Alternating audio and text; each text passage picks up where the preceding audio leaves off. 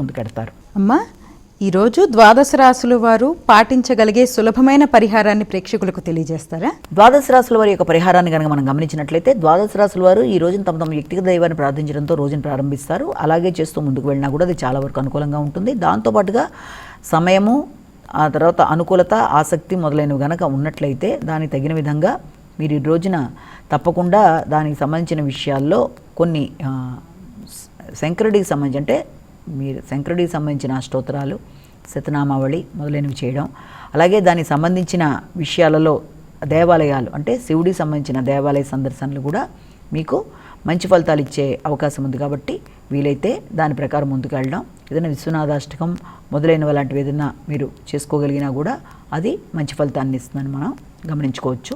అలాగే ప్రధాన మనం చెప్పుకున్న రాశి ఫలితాలు కేవలం ఒక వ్యక్తిని ఉద్దేశించి చెప్పినవి కాకుండా ప్రతిదీ తమకే వర్తిస్తుందని చెప్పి అనుకోకుండా తమ వ్యక్తిగత జాతకాల్లో నడుస్తున్న దశలు, అంతర్దశలు కలిపి చూసుకుంటూ తమ ప్రధానంగా ఇప్పుడు ప్రస్తుతం నడుస్తున్న గోచార రీత్యా నడుస్తున్న చిన్న చిన్న సమస్యలు ఏదైనా ఉంటే దాంట్లో ఎదుర్కొంటున్న సమస్యల్ని చిన్న చిన్న పరిహారాలు, ఇప్పుడు మనం చెప్పుకున్న దైవ ప్రార్థన రీత్యా కావచ్చు, లేకపోతే దేవాలయ సందర్శన కానీ, లేకపోతే మీ వ్యక్తిగత దైవ ప్రార్థనతో కానీ మొదలైనవి చేసుకుంటూ ముందుకు వెళ్ళినట్లయితే మానసిక ప్రశాంతత అనేది లభ్యమవుతుంది అన్న విషయాన్ని, సమస్యల్ని అధిగమించడానికి తగిన మానసిక పరిస్థితులు ఎదుర్కొంటారని